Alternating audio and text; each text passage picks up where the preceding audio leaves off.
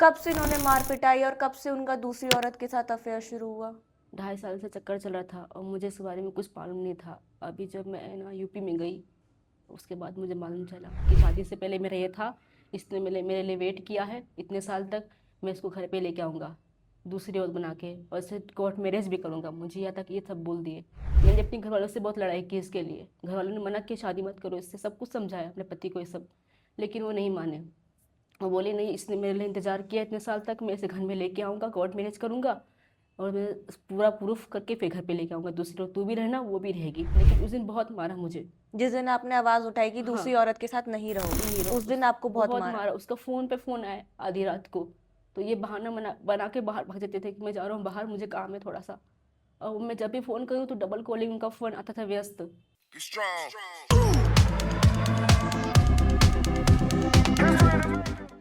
So hello everyone, welcome back to our channel मायका वही माँ का घर। तो वीडियो को शुरू करने से पहले एक गुजारिश है कि जो स्क्रीन पे नंबर्स आ रहे हैं ना, तो प्लीज़ उस पर कृपया करके आप शादी और अडॉप्शन के लिए कॉल ना करें, क्योंकि ये सर्विसेज मायका महिला आश्रम प्रोवाइड नहीं करता है। ये जो नंबर्स है वो सिर्फ और सिर्फ महिलाओं के लिए है जो महिलाएं घरेलू हिंसा से पीड़ित है, जिनको घर छोड़ने पे मजबूर कर दिया जाता है या फिर घर से निकाल दिया जाता है और उनके पास रहने की कोई जगह नहीं होती क्योंकि उनका खुद का मायका उनको छोड़ चुका होता है। तो वो इस मायका महिला आश्रम में आके रह सकती है इस नंबर पे संपर्क करके। तो कृपया करके शादी और अडॉप्शन वाली जो ऑडियंस है वो प्लीज दूर रहे हमसे। आज हमारे साथ एक महिला है, दीपा नाम है इनका। आइए जानते हैं कि इनके साथ ऐसा क्या हुआ कि इन्हें घर परिवार छोड़कर एक बच्चे के साथ मायका महिला आश्रम में आश्रय लेना पड़ा। तो नमस्कार मैम। नमस्ते मैम। मैम पहले तो आप ये बताइए कि डेट आप कहाँ की रहने वाली और कहाँ से आप मायका महिला आश्रम में रहने के लिए आए हैं? जी, मैं गुजरात की रहने वाली हूँ। मेरी शादी यूपी में हुई है और मैं यूपी से यहाँ पे आई हूँ। तो दीपा जी, आपके साथ ऐसा क्या हुआ कि आपको अपना घर छोड़ने पे मजबूर होना पड़ा और बच्चे के साथ इधर आके रहना पड़ा? मैम, मेरे जो पति है वो दारू पी के मुझे मारपीट करते हैं और अभी उनका अफेयर चल रहा है दूसरी औरत के साथ। और उन्होंने मेरे बच्चे के साथ मुझे बहुत मारपीट किया, मुझे घर से निकाल दिया। फिर मुझे वहाँ से आना पड़ा यूपी से यहाँ पे।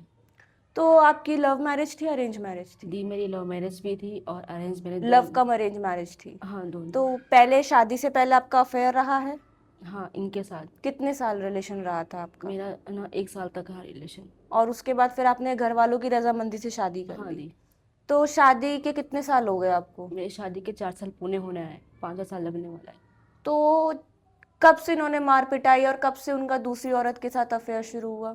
2.5 साल से चक्कर चल रहा था और मुझे इस बारे में कुछ मालूम नहीं था। अभी जब मैं ना यूपी में गई, उसके बाद मुझे मालूम चला। यूपी में कहाँ से, मतलब कैसे मैं गए? यूपी में हूँ, गांव में मेरा, वहाँ पे मैं गई थी। मैं पहले दिल्ली में रहती थी, पति के मतलब साथ? हाँ, किराए के मकान पे। ओके। यहाँ पे मेरे पति काम करते थे, ठेला चलाते थे दिल्ली में। उसके बाद मेरे पति के ऊपर केस चल रहा है गांव में, तो उस सिलसिले में गांव गए थे हम लोग। तो फिर इनका एक और अफेयर शुरू हो गया गाँव में ही। और वो 2.5 साल से अफेयर चल रहा है उनका? हाँ, और मुझे मालूम नहीं था वही अफेयर था इनका। शादी से पहले ही था या उसके बाद शादी के शुरू हुआ पहले ही है? था, लेकिन उन्होंने उसको मुझे बताया नहीं उसके बारे में कुछ भी। जब मैं गांव गई ना, तब मुझे उसने बताया पूरी बात कि शादी से पहले मेरा ये था, इसने मेरे लिए वेट किया है इतने साल तक, मैं इसको घर पे लेके आऊँगा दूसरी औरत बना के, और इससे कोर्ट मैरिज भी करूँगा। मुझे यहाँ तक ये सब बोल दिए। मैंने कहा क्यों शादी क्यों की मेरे से? अगर आपको उनके साथ रहना था, उनके साथ में रहते ना, शादी मेरे से आप नहीं करते। मेरे 2 बच्चे हो गए, मेरी ज़िंदगी बर्बाद मत करो। मैंने बहुत हाथ पैर जोड़े, गिड़गिड़ाए उनके सामने, बहुत रोई। मैंने पहले प्यार से समझाया उनको कि बात मत करो उस लेडी से। हमारे 2 बच्चे हो गए, लव मैरिज किया है। मैंने अपने घर वालों से बहुत लड़ाई की इसके लिए। घर वालों ने मना किया, शादी मत करो इससे, सब कुछ समझाया अपने पति को ये सब, लेकिन वो नहीं माने। वो बोले नहीं, इसने मेरे लिए इंतज़ार किया इतने साल तक, मैं इसे घर में लेके आऊँगा, कोर्ट मैरिज करूँगा और मैं पूरा प्रूफ करके फिर घर पे लेके आऊँगा दूसरी, तू भी रहना वो भी रहेगी। मुझे ऐसे कहा, मेरे मुंह पे कहा उन्होंने। उसके बाद मुझे मार पीट किया। फिर मैं अगले दिन चली आई अपने दोनों बच्चों को लेके यहाँ पे। मारपीट उसी दिन करी थी या बहुत पहले से शुरू हो गई थी? पहले सिर्फ लड़ाई होती थी छोटी छोटी बात को लेके, लेकिन उस दिन बहुत मारा मुझे। जिस दिन आपने आवाज उठाई कि हाँ, दूसरी औरत के साथ नहीं रहोगे, नहीं रो उस दिन आपको बहुत बहुत मारा? मारा। उसका फ़ोन पे फ़ोन आया आधी रात को, तो ये बहाना बना के बाहर भाग जाते थे कि मैं जा रहा हूँ बाहर, मुझे काम है थोड़ा सा। और मैं जब भी फ़ोन करूँ तो डबल कॉलिंग उनका फ़ोन आता था व्यस्त। और जब मैंने बोला कि नहीं वो घर में नहीं आएगी इस घर में, तो मेरी सास ने भी बोला कि नहीं वो गोरी है, अच्छी है, उसको घर में लेके आने दो। और दहेज के लिए भी बहुत मेरी सास को प्रॉब्लम थी कि लव मैरिज किया है, दहेज उनको मिला नहीं है, तो जो आएगी वो साथ में दहेज तो लेके आएगी, पैसे वगैरह सब लेके आएगी। मैंने कहा जो मेरी माँ से बन पाया उन्होंने किया। मेरी माँ शादी के लिए मान गई थी क्योंकि मेरी कास्ट के थे वो, इसलिए मैं मान गई थी। लेकिन शादी किया, मेरे पापा ऑफ हो गए, नहीं है। तो जो उनसे बन पाया उन्होंने, मेरी माँ ने किया, शादी में दिया। उसके बाद में मेरे सास ने भी बहुत कुछ टॉर्चर किया, बोला नहीं इसको नहीं रखेंगे घर में, इसके दोनों बच्चों को ले लो, इसको घर से भगा दो धक्के मार के। सास ने ये तक बोल दिया, बोला कि पंचायत बुलाएंगे, आप साइन कर दो डिवोर्स पेपर पे, इसको घर से बाहर निकाल दो, इनको गुजरात भेज दो, इनकी माँ को बुला के। ये सब मेरी सास ने मुझे बोला उस दिन। तो आप पुलिस में नहीं गए? मैं पुलिस में जा नहीं पाई क्योंकि मेरा फ़ोन भी छीन रखा है लोगों ने। तो फिर यहाँ कैसे आए फिर आप, जब फोन छीन लिया था तो? मैं जब वहाँ से निकली भागी घर से ना, तो मैंने दूसरे के फ़ोन से मम्मी को कांटेक्ट किया। उसके बाद मैंने ना, मेरी फ्रेंड है ना वहाँ पे गांव में रहती है, उसके फ़ोन से मैंने यहाँ का पूरा एड्रेस निकाला। फिर मैं यहाँ चली आई। मैंने यहाँ पे कॉल भी किया था कि मुझे यहाँ, मैं अपने बच्चों के साथ यहाँ पे आ सकती हूँ, तो मुझे बोला गया कि आप यहाँ पे आ सकते हो अपने बच्चों के साथ। आपकी जो, आपके ससुर नहीं है? ससुर मेरे दिल्ली में रहते हैं। तो आपने ससुर से एक बार बात करनी नहीं चाहिए? मेरे ससुर से मैंने बताया है सब बात, उन्होंने बोला नहीं ये होता रहता है, होता रहता है, ये छोटी बात है, हमें अभी भी झगड़ा होता रहता है, इसमें कहो, कोई। झगड़ा थोड़ी ना है, ये तो दूसरी औरत को लाने के लिए कह रहे हैं सास और पति तो। मैंने उनसे पहले भी बताया ये सब बात, जब मैं गांव में थी ना, लड़ाई हो रहा था, मैंने उनको फ़ोन किया कि अब बेटा आप कैसे ऐसे कर रहा है। तो 2 दिन मेरे पति शांत रहे, फिर तीसरे दिन उनका वही रवैया था मेरे साथ बर्ताव, फिर उससे बात करने लग गए। तो वो जो दूसरी औरत है वो गोरी है, इस वजह से आपका नहीं पति वो उससे अट्रैक्ट हो रहा है? नहीं, वो भी मेरी तरह ही है, मैंने देखा है उसका फेस, यूट्यूब पे है ना, मेरे आदमी का फोटो लगा के वो वीडियो बनाती है। वो भी है मेरी तरह, मतलब कोई इतनी गोरी नहीं है, लेकिन वो मेरे जो हस्बैंड है ना, उन मेरी जो उनकी मामी लगती है, मेरी मौसी, सगी मौसी, उनकी मतलब गांव की वो लड़की है। तो वहाँ पे गए थे ये लोग, मतलब खेती बाड़ी वाले लोग हैं, गन्ने काटते हैं, तो वहाँ पे गए, उसकी मुलाकात हो गई उससे। और मुझे बताया गया कि ये 4 साल तक मेरी थी, शादी से पहले से मेरी थी ये, अब मैं शादी में हो गई है, उसके बाद मैं इसको रखना चाहता हूँ अपने पास, इसने मेरे लिए इंतजार किया है। तो उसी से करता ना ये शादी? बात मुझे अब मालूम चली इस 2.5 महीने के अंदर, जब मैं थी गाँव में तब।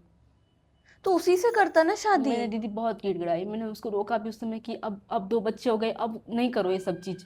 मैंने उसको भी बोला, मेरे आदमी ने उसके चक्कर में अपने फ़ोन का पासवर्ड बदल दिया कि मेरा फ़ोन नहीं चेक करे मेरी बीवी। फिर मैंने अपने आदमी का रात को, आधी रात को फिंगर लगा के अपने आदमी का उसका नंबर निकाला। फिर मैंने उसको समझाया कि मेरे 2 बच्चे हैं, प्लीज़ मेरे आदमी को छोड़ दो, मत करो ऐसा, मेरा घर बर्बाद मत करो। लेकिन वो लड़की भी नहीं मानी, वो बोलती मैं बात करूँगी, आपके आदमी चाहते हैं बात करना मेरे से। फिर मैं क्या करती, मैंने फिर सुबह के फिर अपने आदमी को भी रोका, बहुत समझाया, लेकिन उसने बहुत मारा, दरवाज़ा बंद कर लिया। गांव में होता है ना वो पुराने दरवाज़ा, पहले के घर गए, वो कड़ी मार के जहाँ पे वो डंडे मुझे मार पाया उधर मारा, हाथ पैर में, पीछे, माथे पीछे, जहाँ जगह मिली वहाँ उसने मारा। फिर पीछे से मेरी सास भी आई, दरवाज़ा बंद था, खिड़की में से मेरी सास भी खड़ी थी पीछे, और मेरे जेठ है ना, वो बड़े जेठ है मेरे, वो भी खड़े थे। वो भी गाली देते गंदी गंदी, इसको निकाल दो घर से, रोज़ रोज़ का हो गया, निकाल दो। मैं अपने आदमी को डांट रही हूँ, समझा रही हूँ, किसी और से बात नहीं कर, तो आज मैं ही गलत हो गई उन लोग के लिए। मुझे घर से निकालने की बात कर रहे थे, बोलते हम हैं तब तुम आई हो इस घर में, उनका कहने का मतलब है हम लोग यहाँ पर है तब तुम आई हो यहाँ पे, तुमको हम रखते नहीं। मैंने गलती कर ली लो मेरे इस करके। मेरी माँ ने भी उसमें मुझे बहुत रोका कि मत करना शादी इस आदमी से, इसकी मम्मी सही नहीं है। मैंने कहा शादी मुझे आदमी से करनी है, बाद में सब ठीक हो जाएगा धीरे धीरे, लेकिन चीज़ें और उलझ गई। शराब पीने लग गया, मारपीट करने लग गया, बच्चों के सामने मुझे मारता था। मेरे बच्चे रो रो के बोलते थे मम्मी क्या है, मम्मी क्या है, बच्चे अलग भागते थे, रोते चलाते थे, लेकिन उसको तरस नहीं आया मेरे ऊपर। जिसके लिए मैं दारू शराब पिया, मार खाया, वो दीदी वो तो मैंने बहुत सहा, लेकिन दूसरी औरत को घर में लेने के लिए आ रहा है तो मैं, मुझसे बर्दाश्त नहीं हुआ। मैं उसी लिए उसके लड़ाई लड़ाई करने लगी उससे मैं, लेकिन वो नहीं रुका। फिर उसने मेरे को जहाँ जहाँ मार पाया उस गिल्ली में बंद करके मुझे जहाँ पारा मारा। उस बहुत मारपीट किया उस दिन मेरे से उसने। तो आपको लगता है कि आपको अपनी माँ की बात मान लेनी चाहिए थी? मान लेनी चाहिए। मम्मी तो मुझे अब तक बोलती कि तुम मेरी बात मानी होती तो इस झमेले में नहीं पड़ी होती, इतना सब देखो नहीं झेलना पड़ता इतने साल तक। उसके बाद भी मेरी माँ ने कई बार समझाया मुझे भी और मेरे हस्बैंड को कि नहीं अब बच्चे हो गए, अब ऐसी मत करो, मारपीट मत करो, दारू शराब मत पियो। लेकिन वो नहीं दारू माने? शराब तो चालू था, और भी लड़कियों से ये सब बातें करना उनके लिए सब फिर चालू हो गया मेरे आदमी का, 2 बच्चे होते हुए भी। यार एक को बताओ, जब वो तुम खुद कह रहे हो कि मैं उससे प्यार करता था, वो मेरे लिए वेट करती कर रही थी, तो तुमने इससे शादी क्यों करी? तुमने इसकी जिंदगी क्यों बर्बाद करी? तुमने इससे अफेयर क्यों किया? फिर इसके साथ लव कम अरेंज मैरिज क्यों करी? पागल हो गए थे? तुम्हें क्या लगता था कि ये तुम्हें दहेज ला के देगी, जब तुम्हें पता नहीं था कि इसके फादर ने, इसकी मम्मी करने वाली अकेली? मतलब तुमने इससे दहेज के लिए शादी की ना? यहाँ से नहीं मिला तो फिर वो अच्छी लगने लग गई। क्योंकि अगर प्यार होता, अगर उस लड़की से इतना प्यार होता तो वो इसके पास नहीं आता। और उस लड़की में भी इतनी अकल होनी चाहिए, अगर वो तेरे से प्यार कर रहा होता ना तो वो इसके पास जाके शादी ना करता और इससे 2 बच्चे नहीं करता। अबे पागल लड़की, तेरे को भी धोखा दे रहा है वो। तेरे से भी वो दहेज चाहता होगा, कुछ ना कुछ तेरे से भी कोई नीड होगी। अगर वो एक का होता ना, वो तेरा ही बन के रहता, वो दूसरे पास नहीं जाता। वो इसका नहीं हुआ जिसके खुद के 2 बच्चे हैं, उसी का वंश है ना। दहेज में तो लाई नहीं थी वो बच्चे, खरीद के तो लाई नहीं थी वो बच्चे, उसी के बच्चे ना। जब वो अपने वंश को ठुकरा सकता तो तेरे को नहीं ठुकरा सकता। और तुम जैसे लड़कियों की वजह से कितने घर बर्बाद होते हैं, कितने बच्चे अनाथ हो जाते हैं, कितने बच्चे सड़क पे आ जाते हैं। तुम्हें पता है कितनी बद्दुआ लगेगी? तुझे क्या लगता है कि तू खुश रह लेगी? अगर तू उसके साथ शादी कर लेते तो तू खुश रह लेगी? नहीं, वो तीसरी के पास जाएगा, फिर वो तीसरी को छोड़ के चौथी के पास जाएगा। क्योंकि ये आदमी नहीं है, कुत्ता है, कुत्ते की फितरत होती है ये। तभी इन मामलों में ना आदमी और कुत्ते को एक ही तरीके से कंपेयर किया जाता है, तभी किया जाता है कुत्ते और आदमी को कंपेयर। ये कुत्ता किसी का नहीं होता, वो किसी के साथ भी कर लेता, फिर बच्चे कर लेता है। तुम जैसे आदमियों की वजह से ना कितनी औरतें खराब हो जाती है, कितने बच्चे अनाथ हो जाते हैं। तुम्हें कुछ अंदाजा नहीं है। उस सास को भी मतलब धिक्कार है कि भाई तू भी किसी की घर की पहले बहू थी, उससे पहले किसी की बेटी थी। अगर तेरे साथ ऐसा होता, तेरा पति तेरे साथ ऐसा करता कि मैं भी दूसरी लेकर आऊंगा, तू क्या है, तू नहीं, तू जा यहाँ से, तेरे पे क्या बीतती? तुम लोगों में इतनी अकल नहीं है, वो किसी की बेटी नहीं है। अगर उसके सर पे बाप का हाथ नहीं तो तुम उसको कैसे भी हाँक लोगे? तुम लोगों की वजह से ना आज की जो युवा पीढ़ी है, खासकर महिलाएं, डरती है शादी करने से। मैं खुद डरती हूँ भाई शादी करने से। जब कोई कहता है ना शादी कर ले, हम तेरा लड़का ढूंढ रहे हैं, मुंह से सीधा आता है कि भाई इससे अच्छा मैं मौत ले लूं मगर शादी नहीं करूंगी। क्योंकि हालांकि मुझे पता है कि वो देख दाख के शादी करेंगे, मुझे पता है भैया मेरे लिए बहुत अच्छा लड़का ढूंढेंगे, मगर एक डर बैठ गया भाई, किसी का कुछ नहीं पता, आदमी का तो खासकर नहीं पता कब बदल जाए। बेपैंदे के लोटे होते हैं ये, कभी आज किसी के साथ कल किसी के साथ। कहते हैं ना पुरुष सिर्फ स्वार्थी है, जहां उसको कंफर्ट मिलेगा वहां वो मुड़ जाएगा, जहां उसको दिखेगा कि मैं यहां पे कंफर्टेबल हूं वो अपना रुख वहीं मोड़ लेगा। ये आदमियों की फितरत है। ये जो आदमी लोग कहते ना कि एलिमनी मांग रही है, एलिमनी मांग रही है, बेटा तुम दहेज मांगते हो तब तुम्हें नहीं दिखता? दहेज को तो तुम गिफ्ट का नाम दे देते हो, तो एलिमनी को रिटर्न गिफ्ट मान लो, बात खत्म। दहेज लो तो लीगल, एलिमनी लो तो इलीगल। चाहे तो ये मेंटेनेंस का केस डाल सकती है, घरेलू हिंसा का केस डाल सकती है, मगर नहीं। तुम लोगों में ना अक्ल नहीं है, अक्ल। तुम लोगों को रिश्तों की कदर नहीं है। जिनके पास रिश्ते नहीं है ना उनसे जाके पूछो कि क्या होती है रिश्तों की कदर, क्या होती है एक माँ की कदर, क्या होती है एक बेटी की कदर, एक बहू। जिनको पत्नियां नसीब नहीं है ना उनसे जाके पूछो पत्नी की कदर क्या होती है। जिनके पास बच्चे नहीं है ना उनसे पूछो बच्चों की कदर क्या होती है। अडॉप्शन सेंटर पे ना लाखों करोड़ों लोगों की वेटिंग लिस्ट में है बच्चों के लिए, क्योंकि उनके पास बच्चे नहीं है, वो बच्चे नहीं पैदा कर सकते। तुम्हारे पास 2-2 अच्छे बच्चे हैं, तुम उनकी कदर नहीं कर रहे। भगवान को सोचो क्या मुंह दिखाओगे मरने के बाद, क्या कर्म अपने फोड़ रहे हो तुम। तो अब आप महिला आश्रम में रह रहे हो, मायका में, तो आपको कितना टाइम हो गया बच्चों के साथ यहाँ पे दी रहते मुझे हुए? 2 महीने से ऊपर होने आए, 2.5 महीने हो गए। 2.5 महीने हो गए। हाँ दी। तो इन 2.5 महीनों में आपको मायका महिला आश्रम में रहना कैसा लगा? दी बहुत अच्छा है, अपने मायके से अच्छा है ये। मुझे यहाँ पे कोई तकलीफ नहीं है, सारी सुविधा, हर चीज, खुशी, हर चीज मिलती है यहाँ पे। जैसे मेरे बच्चे बहुत खुश हैं यहाँ पे। जैसे और महिलाएं बोलती है कि हम कॉल अटेंड नहीं करते, तो आपको ऐसा लगता है कि हम कॉल अटेंड नहीं करते हैं? नहीं मैम, ऐसा कुछ नहीं है। अगर हम कॉल अटेंड ना करते तो आज आप भी यहाँ नहीं बैठी नहीं, होती। नहीं दीदी। और लोग कहते हैं कि यहाँ का माहौल अच्छा नहीं है, यहाँ महिलाएं सेफ नहीं है, हम यहाँ महिलाओं से धंधा करवाते हैं। क्या नहीं आपने ऐसा कुछ दी, ऐसा देखा? कुछ नहीं। मुझे जब से मैं यहाँ पे आई हूँ ना, मुझे हर सुविधा मिली है, जो चीज़ की मेरे को जरूरत है ना, वो सारी चीज़ें मुझे यहाँ मिलती है, खाना कपड़ा हर चीज़। हमने आपसे कोई गलत कार्य तो नहीं नहीं दी, करवाया? कुछ भी नहीं। आपके बच्चों को टाइम पे जो फल फ्रूट या दूध मिलना होता है वो आपको मिलता हाँ है? मैम, मुझे सारी चीज़ें मिलती है। आपको सारी बेसिक नेसेसिटीज मिलती हैं, सैनिटरी पैड, आपका हाँ जो डेली पर्पस का टूथब्रश, पेस्ट वगैरह वो सब आपको मिलता है? जी सारी हम चीज़ें। किसी चीज की कमी रखते हैं जो एक आश्रम को एक महिला को देना चाहिए वो हम दे रहे हैं आपको? हाँ सारी चीज़ें मुझे यहाँ मिलती है। तो आप लोगों को ये चीज बता दें, जो महिलाएं या जो लोग हमें कहते हैं ना कि हम यहाँ पे सिर्फ भीड़ बढ़ाने के लिए या डोनेशन इकट्ठा या पैसा कमाने के लिए महिलाओं को रख रहे हैं, तो बहुत गलत सोच है आपकी। इतने गिरे हुए लोग नहीं है, इतनी गिरी हुई सोच नहीं है।